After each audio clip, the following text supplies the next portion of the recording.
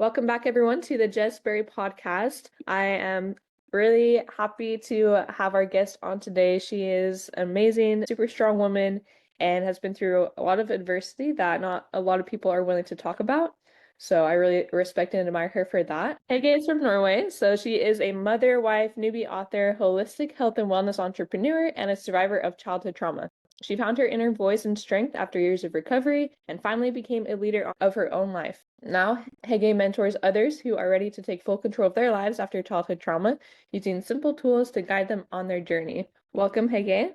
Thank you so much for letting me be here, Jess. Yes, absolutely. This is going to be an amazing conversation. We first connected on LinkedIn, and for those of you who still think that LinkedIn is just a job platform. It is that, but it's much more. I've met so many amazing people from all over the world on LinkedIn just by sharing my own voice, my own story, my own thoughts, and just seeing who it resonates with and being able to learn from a lot of other amazing people sharing their content on there. Hege is one of them. We connected and then we connected even further on some childhood trauma that we've both been through. And like I mentioned, not many people are willing to talk about that. So instant connection there. And I'm looking forward to diving a little bit into Hege's experience and your recovery and healing process as well, and how you help other people do that now. Thank you. Yeah, I mean it's really nice to have met you. I really admire your work, and you are so open, and you actually inspired me to be that open. So yeah, my journey. I was actually 21 years old when I finally realized that I'd actually been sexually abused by my father. So uh, now I'm 44, so I've been working a lot of self-recovering and got a help from a good therapist and to go through everything that because my body just blocked out actually, and the body is doing that. When I became a therapist like 7 years ago, like reflexologist, I really understood why the body is working as it does, because it is a trauma. So it was quite fascinating to see how the body is working, because when it's a lot of trauma, a lot of pain, and like physical, mentally, and emotionally trauma for many, many years, the body is shutting down to survive. So you could say that I've been in fight and flight mood for 20 years before I started to finally manage and allowed to get into this trauma experiences and release it from my body. So it's been a wonderful journey. It's amazing that you've been able to recognize that in your own life and taking the steps that you need to get to where you're at today. I think it's really easy for people to get stuck in that space of being disconnected from their body and having that pain trapped in there and living in survival mode. A lot of Yeah. people, I think, don't even realize they're living in survival mode. I know I didn't until I was probably like 20 or something. I thought I was fine. I was like, oh, yeah, I've been abused. I had these experiences, whatever, that's just life and I'm fine. Mm. But then, I was about 20 and getting into more vulnerable relationships and kind of being forced into that emotional vulnerability. That's when I was like, okay, I don't think I'm fine. And then, my body's like, you're not fine. So how can somebody learn to recognize when they're in survival mode and what's something they can do to start getting out of that? That's a good question. I've noticed that everyone that has been traumatized like this has their own way of recovering and their own way of surviving and that stuff. But some similarities. We are always putting a smile on our face. We are going through what we have to do because the life is moving on. We have to just stand there tall and just go for what we have to do. And so my life has been like that. I mean, I've been just standing there like have to go through. I was just feeling that something is wrong with me, but as you said, it's my normal me. So I've been this shy, quiet girl for many, many years, and I just did what I've been told to do. And I was in school and home, like had no voice of my own. And that's probably the biggest change that has been going on now for the last 10 years. Finally got out of it. And that's also something that I'm really passionate about now. I think it's time for us survivors to finally find our own voice and speak up and finally be 100% me or us. It's because I mean, when we have been abused the whole childhood, the childhood is ruined. I mean, someone else is using our body and our mind.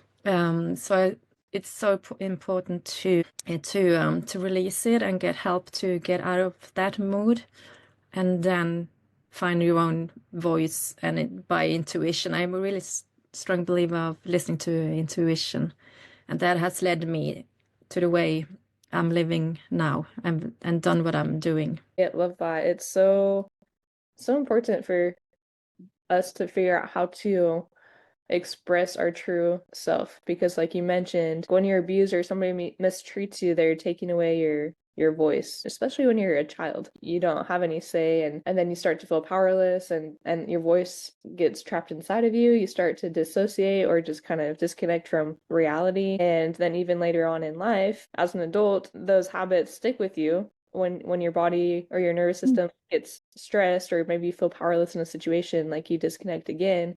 And that can be really difficult for people, and especially if they don't remember the trauma, like what's happening, why am I like this? And we are adults, but we are in a child body. So it's really important to get out of that, to live a normal life. Hmm. That's how I see it. You mentioned getting help, and that is super huge because, again, people who've been through a lot of trauma have a hard time trusting other people and they don't want to ask for help or they don't know how to ask for help. How did you develop that trust or start to develop that trust in somebody else to be able to ask for help? I actually just jumped into it, if I could put it like that, because I through my eldest sister, she was a hairdresser and she had a customer in a chair that was speaking really, really well about a therapist, a male therapist. And also he was a Wicca that helped hundreds of people that have been abused. And I started to look up and Googled him, and I found his email address and actually just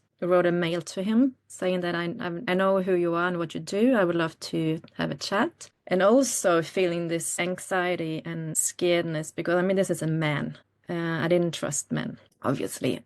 The day that I actually met him, just go in a room, sitting in this room with one man in the same age as my dad, was quite challenging. But he did something wonderful, I think. He just like, where do you want to sit? And just the first question he actually asked me is, what about me don't you like? Yeah, that is the best question I've got ever since, actually. So then I have to like, I don't like your glasses, I don't like your bracelet, I don't like your age, I don't like you, I don't like you at all. So so we started like that, but it was brilliant. Then he let me, I trust him, so I trust him that much that every time I went into his office, I was sitting where I wanted to sit, and I was always close to the door just to be sure that if I could run out. And he actually managed to let my experiences release the body in that way, in sense that he said this is garbage. We call it garbage. We have to get it out of your body, out of your system, so you can finally be set free and to start be stronger and finding your inner voice and to let go of the past. By doing that, it was heavy, but I can honestly say that was the best thing that ever could happen to me, to meet this guy and his work. I wouldn't be here where I am now without that therapy, actually. And he actually married us. 10 years later, he married my husband and I. So that much I trusted. Yeah, what an amazing experience to go from not trusting somebody to developing that trust and rapport in him and also with yourself. The more you develop that trust with other people, you're also developing that trust with yourself, trusting that you Mm. are capable now and able to handle yourself or protect yourself if you need to. Because of course, it's not a child's responsibility to protect themselves when they're little, but then it's like as an adult, then now it's on you to learn how to set boundaries or communicate or avoid situations. And not saying that if you experience sexual harassment or any sexual trauma as an adult, then it's your fault. That's not what I'm saying. I'm saying that it's your responsibility to show up in the show up as your truest self in every Mm. situation, to develop that like self-awareness, that confidence, the ability to Just do everything you can to be in the right space at the right time. Absolutely. And I think also I mean, first of all, we have to be ready for it and want to do the changes because it is all up to us. I'm saying that we are the creators of our life. So we are in charge. So how do we want to live? I'm starting to ask that question, actually. I'm starting to ask myself, am I happy where I am?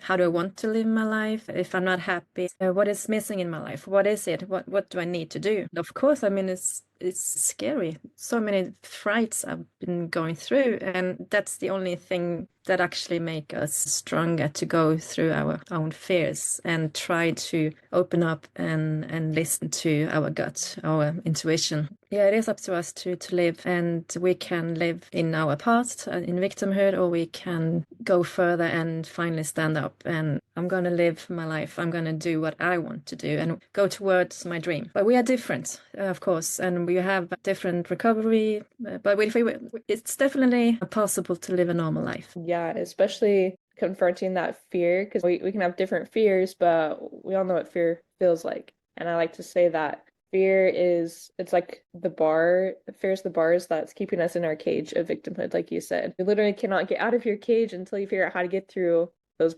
And a huge thing that's helped me is learning how to express my truest self, whether that Yeah. is through music or art or journaling or speaking with a close family or friend or somebody that I trust about my story, or even just like sharing opinions or making choices, like you said, that therapist gave you that choice of, well, where do you want to sit? Because when you've been traumatized and you had your power and choice taken away, then it's like you haven't had all those opportunities to express yourself or to make a choice and have that choice be respected.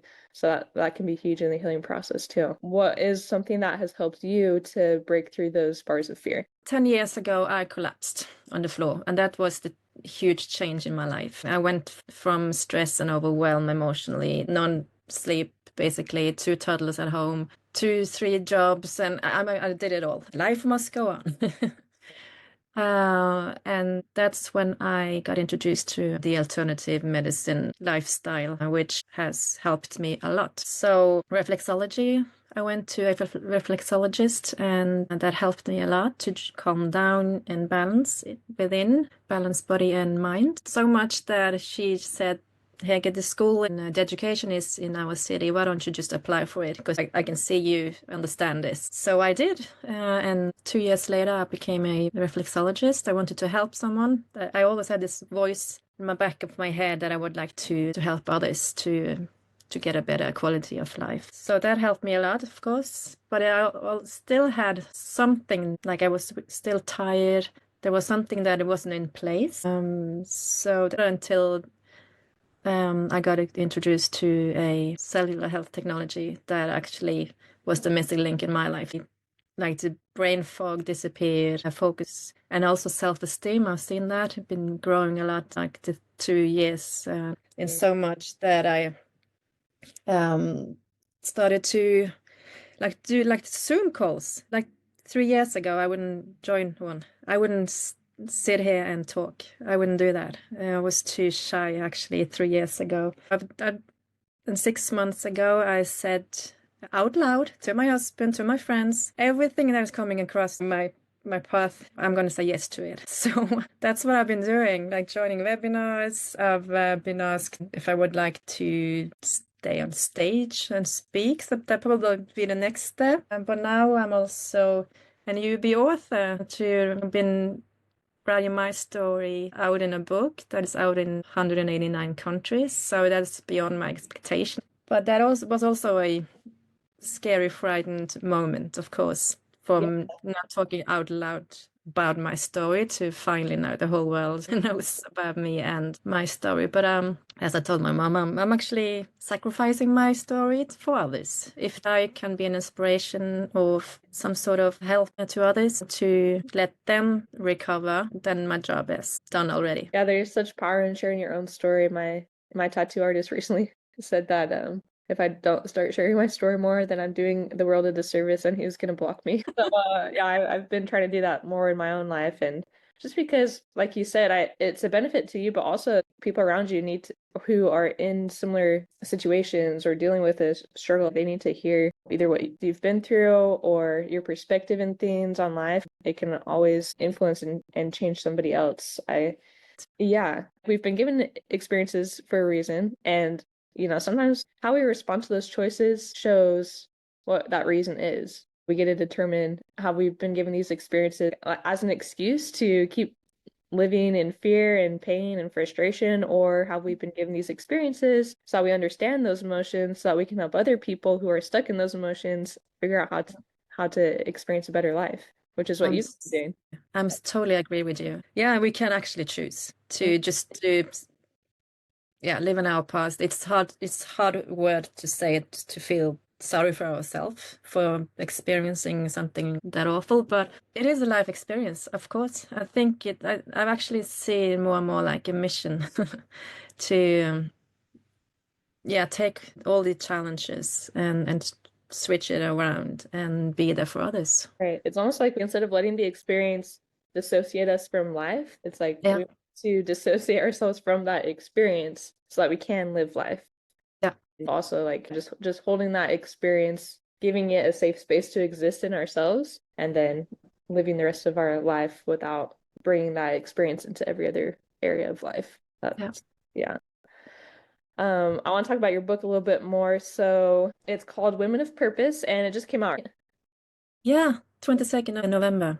So Yeah. amazing. What was your experience like writing out your story, knowing that the world was gonna be able to see it, the good and the bad? What was that like? At first, I have to say that in my younger days, I had this dream that I would love to write a book, but that was just a thought. And in April this year, I saw a question in a Facebook women entrepreneur group, and this Shaila Day, that is the owner of this book or this project, just asked the question: Are there women in here that like to join in and writing their story? And it's called Women of Purpose.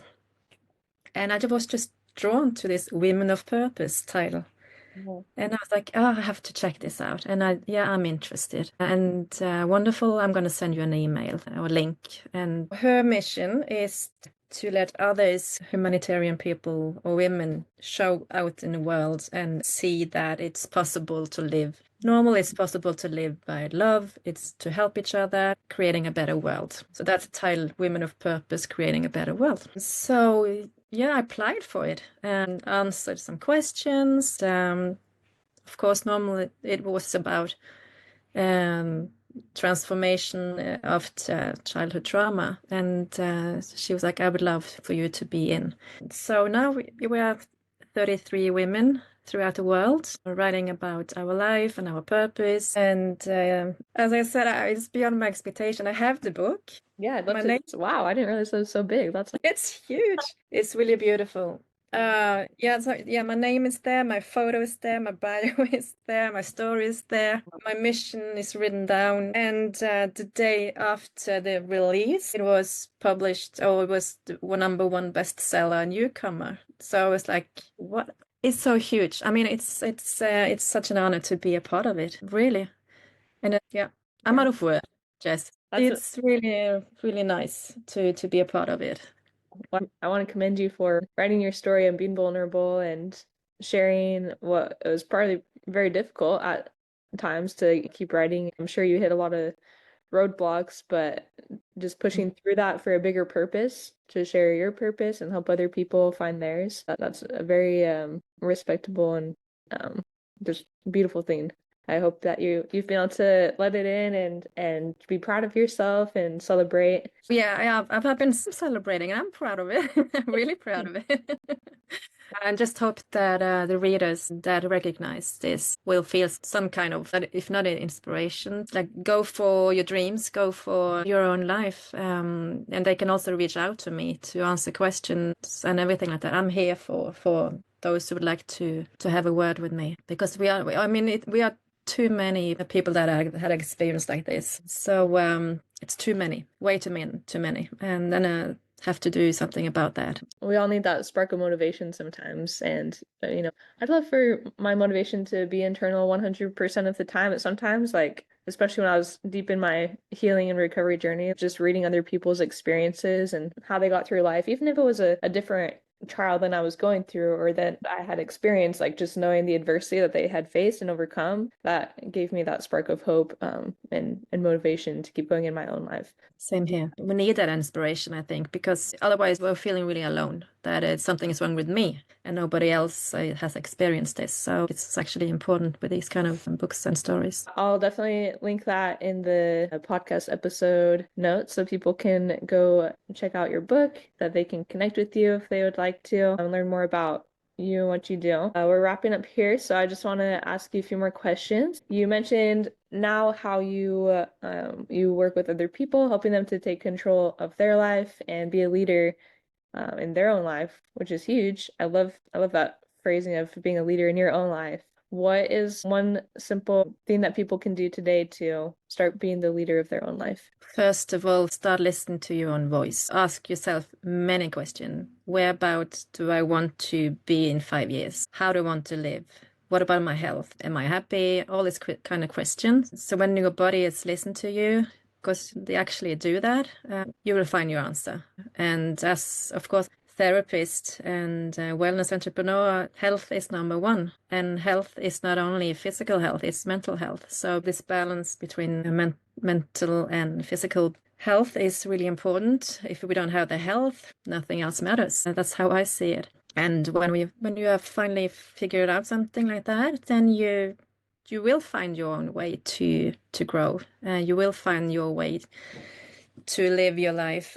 If it's starting your own business or if you're searching for something, I mean, there are so many opportunities out there. The one that I've found that helped me, I'm working internationally with other entrepreneurs, market out this health technology. So I also do business in that. So if people are curious about what I'm doing, I have the opportunity for better health and starting their own business if they would love to. That helped me because I'm also having a good health, but I'm building a bit legacy business for my children, and that's really, really important. But that's my way, and if that resonates someone else, then you're welcome to connect. Yeah. That was the word. Sometimes Norwegian words is just coming through here. It's so hard to to talk. Well, first of all, thank you for sharing that advice. I definitely agree with what you said, especially the mind and body health. I just want to add the spiritual health onto there too. I think it's easy for us to get bogged down or feeling depressed, and all that is mental and physical, but there's also that spiritual element as well. It's the most important, actually. Sorry to interrupt. Alternative, like traditional Chinese medicine, is all about that. The mind, they talk about the spiritual. So the mind and body is the spiritual body. Yeah, yeah, that's cool. The biggest thing that helped me with the mind, body, and spirit is movement and build that connection between all three. And with me, martial arts, probably the biggest thing that helped me, or even like hiking or yoga, just moving the body, that's going to really help you reconnect with yourself. And then I want to hear something in Norwegian. Can you say it, like a little sentence or something for us? What do you want to hear? My name is Hege, and I don't know, whatever you want to say about yourself. And then tell us. Okay, I can do that. And I'm also in dialect, so it's different. Ja, jeg heter Hege. Jeg bor i Bergen. Jeg er en terapeut. Jeg jobber sammen med mennesker, og jeg er blitt en liten forfatter som hjelper andre mennesker til å upload. Wow. You just said. Now you're going to figure out what I just said. Just Google. That's awesome. Okay, now in English, what is one thing that your 10-year-old self would say to you today, or you wish that you could hear them tell you today? Proud of you. I mean, it's 10-year-old, it's young, but when I was 10, I was like, didn't want to stand in front of people. I didn't want to say something, and like, don't ask me a question, because I was feeling vulnerable and stupid and all this, you know? So yeah, it's wonderful to see where you are at this point. Quite the opposite as a 10-year-old. What about you, Jess? Pretty similar to you actually, because I literally was so shy. Like I just would not speak up, you know. I remember in high school actually I saw my first TED Talk, just, people speaking. I watched it in my English class, and there's this lady doing like a slam poetry video or something. And we were just like watching it, and I felt like my intuition or something is like It's like, you're gonna be doing that one day. And I was like, what? I was like, you can Love it. stand up at like 15 or something and say anything to my class right now. I don't know how I'm gonna stand in front of people one day and, speak up. But I would say to my younger self and then, my 10-year-old self to just trust your intuition and trust where that's following you and listen to that above the noise of other people's opinions. Because it's always going to get you to where you're meant to be. Oh, I couldn't more agree with you. Well, thank you for I agree. asking. I'm going to put the link of Hege's book and her personal link so you guys can reach out to her, learn more about her coaching business and technology that she's using and sharing um and hopefully be able to continue your healing journey with her if you feel like that resonates with you. Anything else that you'd like to share? No, in Norwegian then probably because now the English was gone from my head. And I'm really glad that you I'm so honored to have got to know you. I'm so glad that this the therapist connected us. I really admire you. I mean, you're doing such a great job. So please continue in even bigger events. Go to your stage and speak. Thank you. Yeah, likewise. I'm super happy and grateful to have connected with you and to know you and to stay connected because you never know where life will take us. And hopefully it will take me to Norway because I'd love to come see you. Yeah, I'm about to say that, and I'm Yeah. going to Americas Yeah. too. But come to Norway, and I'll show you around. Perfect. All right. Well, thank you so much, Hege. I really appreciate you and Thank your time. you. And listeners, please share with somebody who's faced similar adversity or who could benefit from hearing Hege's message today. We will see you on the next episode.